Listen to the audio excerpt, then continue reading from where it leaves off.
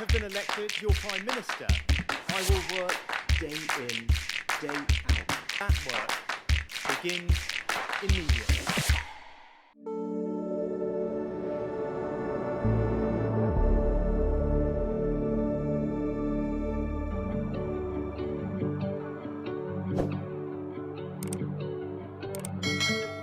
तो फ्रेंड्स, ऋषि सुनक जो कि इंडियन ओरिजिन के हैं, फाइनली अब ब्रिटिश के प्राइम मिनिस्टर बन चुके हैं और साथ ही बना दी इन्होंने हिस्ट्री, क्योंकि ये फर्स्ट ब्रिटिश एशियन और हिंदू हैं इस ऑफिस को होल्ड करने वाले।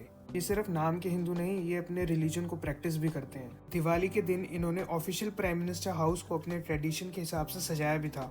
इनकी वाइफ इंडियन बिलियनियर नारायण मूर्ति की डॉटर है और इनकी वेल्थ ब्रिटिश मोनार्क से लगभग 2 गुना ज्यादा है, जो कि लगभग 6,500 करोड़ है। तो ये बिलियनियर प्राइम मिनिस्टर हुए, जैसे कि डोनाल्ड ट्रम्प यूएस के थे। उन्होंने अपना graduation philosophy, politics and economics से किया है फ्रॉम ऑक्सफोर्ड यूनिवर्सिटी और एमबीए में पोस्ट ग्रेजुएशन किया है फ्रॉम स्टैनफोर्ड यूनिवर्सिटी। तो हम ये तो बोल सकते हैं कि ये हाईली क्वालिफाइड और टैलेंटेड है।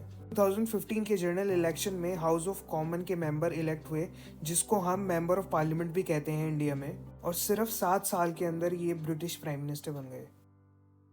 2019 जनरल इलेक्शन जीतने के बाद कंजर्वेटिव पार्टी के ये तीसरे प्राइम मिनिस्टर हैं, क्योंकि जो इस टेन्योर के पहले प्राइम मिनिस्टर थे बोरिस जॉनसन, उनको रेजिग्नेशन देना पड़ा कि वो अपनी पार्टी का कॉन्फिडेंस नहीं जीत पाए। जैसे कि क्रिस पिचर को उन्होंने अपनी पार्टी का डेप्यूटी चीफ बनाया, जिन पे एलिगेशंस थे हरेसमेंट के, जिसको नजरअंदाज किया गया। एक और उनकी पार्टी के मेंबर ओवेन पैटिसन इन्वॉल्व हुए अनएथिकल लॉबिंग प्रैक्टिसेस में। इसकी वजह से हाउस ऑफ कॉमन की कमेटी ने उनको सस्पेंशन ऑर्डर दिया, बट बोरिस जॉनसन ने इसको भी पॉज किया। आफ्टर ब्रेक्सिट ये इन्फ्लेशन को भी नहीं रोक पाए, जिसका इन्होंने जनरल इलेक्शन में प्रॉमिस किया था। और यूक्रेन रशिया वॉर ने इन्फ्लेशन और इंक्रीज कर दिया, क्योंकि ऑयल प्राइसेस हाई हो गए। इनके रेजिग्नेशन के बाद लिज ट्रस प्राइम मिनिस्टर बनी और सिर्फ 45 दिन के लिए बन पाई, क्योंकि इनकी इकोनॉमिक स्ट्रेटेजी बहुत कॉस्टली थी इन्फ्लेशन को रोकने के लिए। क्योंकि इनका प्लान था गवर्नमेंट की उधारी को बढ़ाना और रिच क्लास को टैक्स कट देना। इसकी वजह से इनको बहुत बड़ा ऑपोजिशन मिला, जिसकी वजह से इनको रेजिग्नेशन देना पड़ा।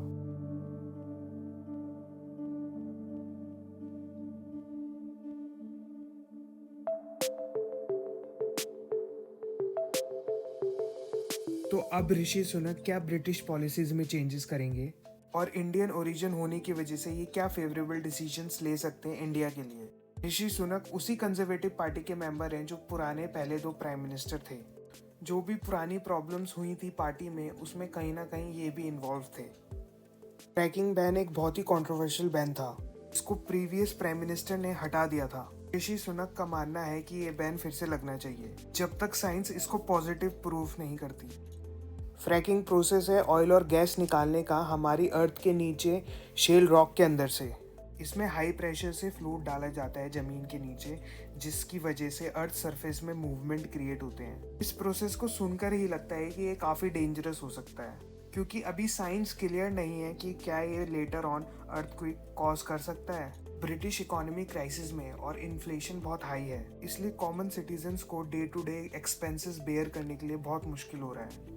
ऋषि सुनक का कहना है कि बढ़ती कॉस्ट ऑफ लिविंग को कंपनसेट करने के लिए वो बेनिफिट भी देंगे लोगों को, बट टैक्स कटिंग के लिए अभी कुछ नहीं बोला, क्योंकि टैक्स कटिंग की वजह से हो सकता है कि फ्यूल के प्राइसेस फिर बढ़ जाएं। इंडिया यूके टाई में सबसे बड़ा इशू वीजा डील को लेकर रहा है, जिसकी वजह से एक फेवरेबल फ्री ट्रेड एग्रीमेंट हो पाए। ब्रिटेन के टॉप एग्जीक्यूटिव्स का मानना है कि इंडियन माइग्रेंट्स और उनका ओवरस्टे वैसे भी बहुत ज़्यादा है। उनमें से एक एग्जीक्यूटिव का नाम है सोहेला ब्रेवरमैन, जो कि खुद एक इंडियन ओरिजिन की हैं। बहुत ही ज़्यादा नेगेटिवली क्रिटिकल रही हैं इंडिया यूके वीज़ा डील को लेकर, और ऋषि सुनक ने इनको अपॉइंट किया है एज अ होम सेक्रेटरी अपने कैबिनेट में। इससे साफ पता चलता है कि वो कंजर्वेटिव पॉलिसीज को ज़्यादा फेवर करते हैं, जिसका मतलब है कि उनके देश का इंटरेस्ट सबसे पहले है और देशों से। यही मेन कारण था यूके का एग्जिट होना यूरोप से, कि वो माइग्रेंट और फ्री ट्रेड को लिमिट करना चाहते हैं। अलाउ तभी करेंगे जिसमें उन लोगों का प्रॉफिट ज़्यादा होगा। कहीं ना कहीं ये थिंकिंग मिलती है यूएस की रिपब्लिक पार्टी से, जिसके डोनाल्ड ट्रम्प प्रेसिडेंट थे, कि उनकी भी पॉलिसीज मैक्सिको और अदर नेशंस को लेकर सेम थी। इस तरह की पॉलिसीज को कहा जाता है प्रोटेक्शनिस्ट पॉलिसीज। इसको सिंपल वर्ड्स में कहते हैं कि अपना प्रॉफिट ज़्यादा होना चाहिए, चाहे दूसरे का हो या ना हो।